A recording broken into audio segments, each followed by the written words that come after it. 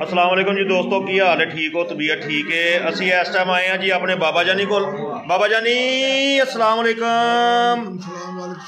मेरे बाबा जानी ने जी जिन्हों को मस्ताना साहब, सहेल साहब, बबू बराज साहब, अशरफ राय साहब ये काम करते रहे ने और बड़ी वड्डी दुनिया ने। और ए साढ़े बैठे ने जी नईम अहमद साहब जोड़े ड्रामिया के बड़े राइटर डायरैक्टर ने और स्टेज ड्रामिया के एक नां ने।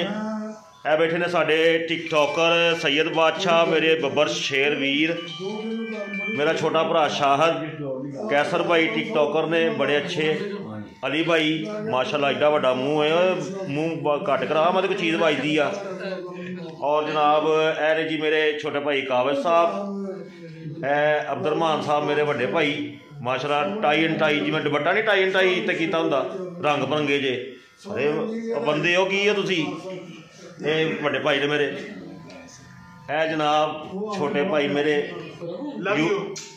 यूट्यूब ते इन्हां दा बड़ा अच्छा चैनल है जिहड़ा जानवरां दे रिलेटेड है। नाम के ऊपर मेरा चैनल है, उन्हें लाइक करो, शेयर करो, सब्सक्राइब करो ताकि मेरी हर आने वाली वीडियो तुहानूं मिले। होर को तरला करना तो कर लै, मेहरबानी यार सुन लो मेरी गल भरावा, इन्हें मेरी जान नहीं छड़ानी यार, मेरा बड़ा भरा है इहदी मार्फत दे नाल ही कर दिओ। हां इहनूं सब्सक्राइब भी करो ते इहनूं लाइक भी करो ते इहदे बारे गल्लां भी करो, बिल्कुल जो दिल करदा जी करो।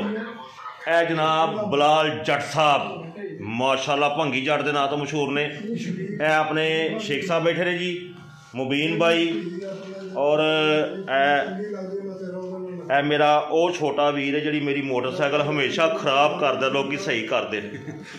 ये मकैनिक है जी मोटरसाइकिलों का, अल्लाह की रहमत तो आप पैदल आउंदा ते ए नहीं नदीम भाई की हाल है? ठीक हो? बड़े अच्छे टिकटॉकर प्यारे लाल ते माशाल्लाह इस टाइम नेक होए ने, हरे पता नहीं बच्चे नहीं हैं उंज नेक होए ने ते बाकी होर सब खरीद। जनाब अपना ख्याल रखना ते आई लव यू हो गया जी।